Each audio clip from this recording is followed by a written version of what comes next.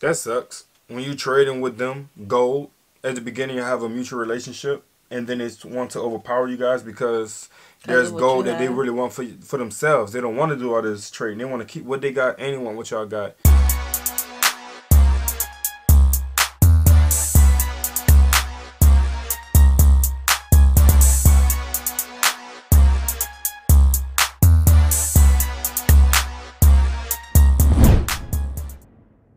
What's good, y'all? It's the Demouchets REACT, and we're back with another video. Who we got today, Steve? Today we're back with another American reaction. Super excited about this video, guys. If you're new to us and we're new to you, make sure you scroll down, hit that subscribe button, and turn on the post notification bell because we're on the road to 100K. And we cannot get there without you guys, alright? Join the family. Without further ado, let's get into the video. What up, African world? It's Home Team here, and I'm back at it with another video of African history, culture, and worldview. And welcome back to my series, A Closer Look. Today, we're going to take a closer look at the Ashanti people of Ghana. You look young.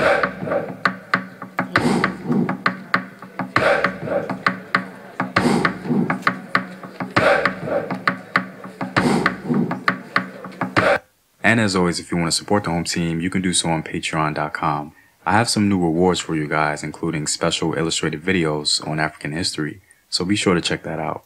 Also, go to afrographics.com, a website where you can find unique illustrative infographics summarizing African history.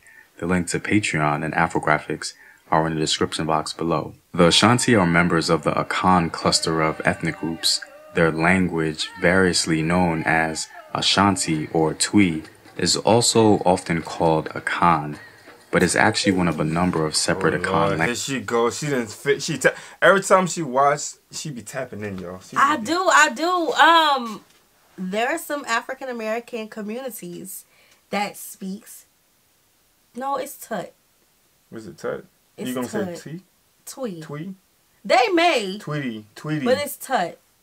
Never mind. Don't worry about it. Don't worry about it. It's okay. Languages, all of which belong to the Kwa subgroup of the Niger-Congo language family.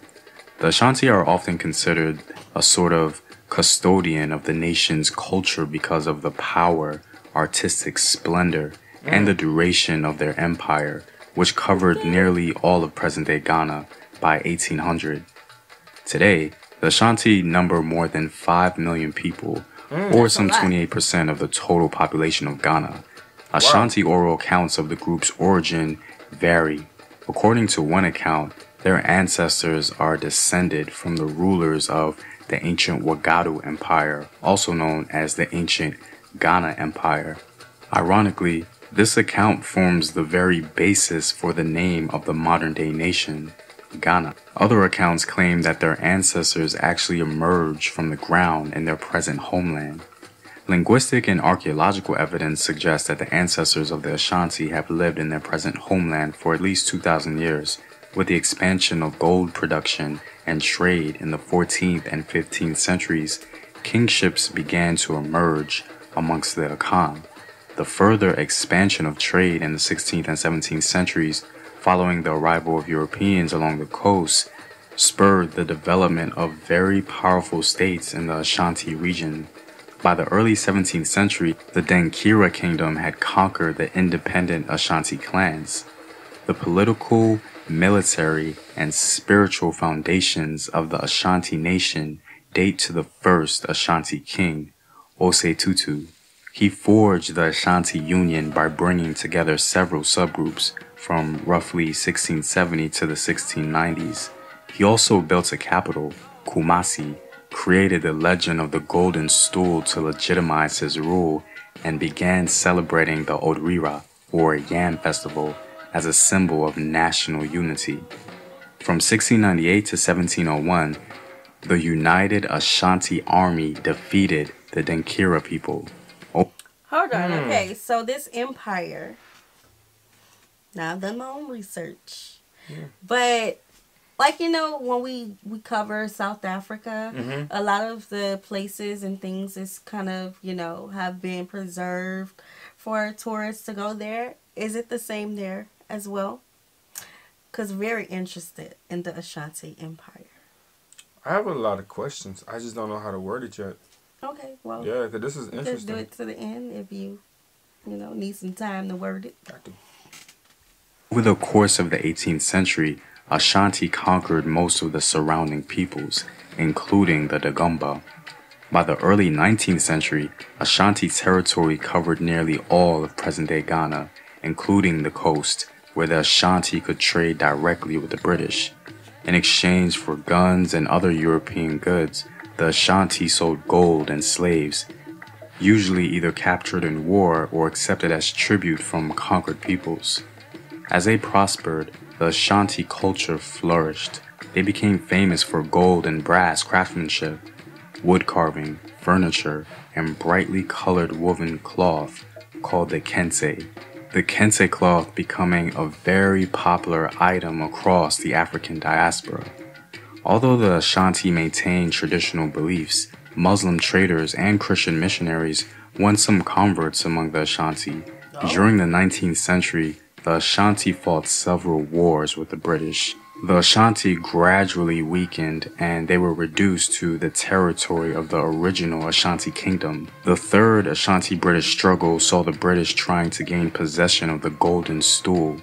This blasphemy made the Ashanti... That sucks. When you trading with them, gold, at the beginning you have a mutual relationship, and then they want to overpower you guys because there's gold that they really want for themselves. They don't want to do all this trading. They want to keep what they got and they want what y'all got. It's them saying that the original Ashantis and then the Ashantis who was taking over. You know what I'm saying?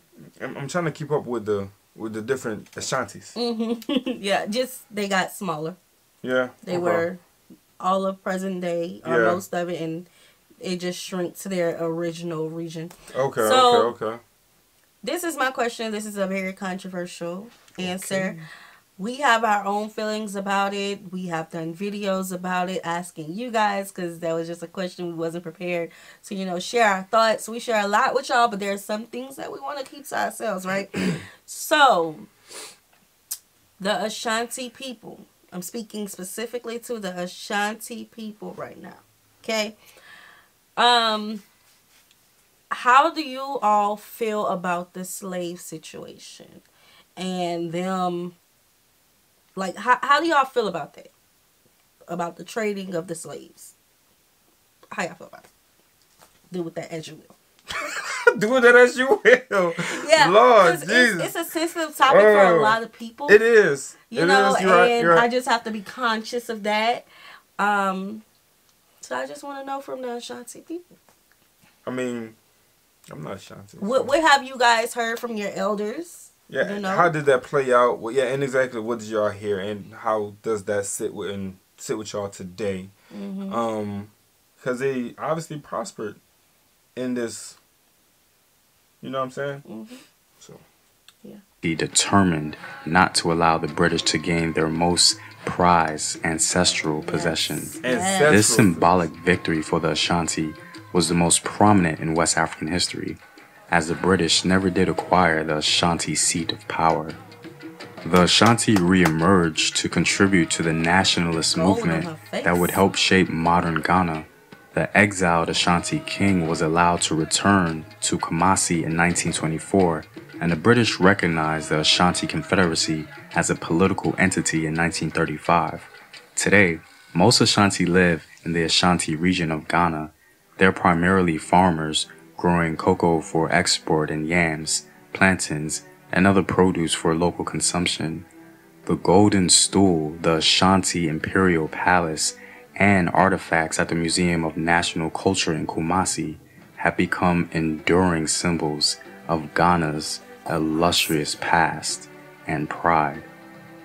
Well, I'm all out, guys. If you like this video... So they didn't overtake the Ashanti, and they fought hard to protect the Golden Stool in their seat, meaning that their territory. But now it's in a museum, you know what I'm saying, for people to view. And how is that protected? No. Like, could we see it? But I think when it was being protected then, actually someone was actually sitting on it. You think? I think so. The stool? Yeah. I'm surprised he didn't talk about what's her name? I don't know, but if you're an OG, you know my relationship with her. All right, so, but I'm surprised he didn't talk about that. She's very important. Hey, this is a clip. That's it. That's what they gave us. All right. Yeah. So this is really cool. Yeah, it's really cool. I feel like there's more to the story that I would like to know more of. Yeah. You know? So we hope you guys enjoyed this video with us. Like this video, subscribe, turn on the post notification bell. We have enabled our super thanks if you like to support the channel that way, as well as our reaction request form is in our description box below. We'll see you soon. Peace.